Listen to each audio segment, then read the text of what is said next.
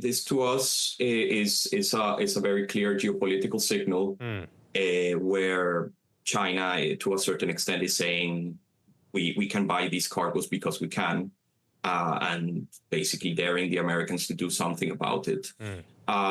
Because to be honest, China this year in particular, out of all the years that we're talking about, China does not need these cargoes.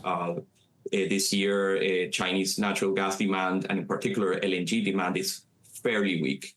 They have enough domestic, they have sustained domestic output, gas output, I mean. They have imports via pipelines from Russia.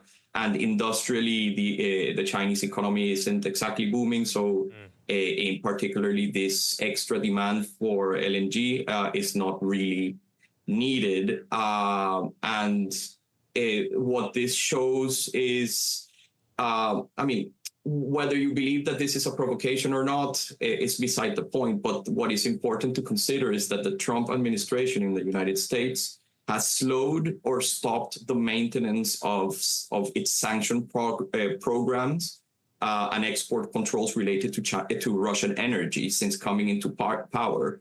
And sanctions, if they are not enforced, they're basically worthless. And, the meeting that Trump had with Putin in Alaska, for example, showed a willingness from Washington to engage with Russia on energy matters for the first time in many years. So, by not acting on the cargoes going into China, this might indicate as well that the United States will not engage in stopping these volumes going into China or other Asian buyers such as India.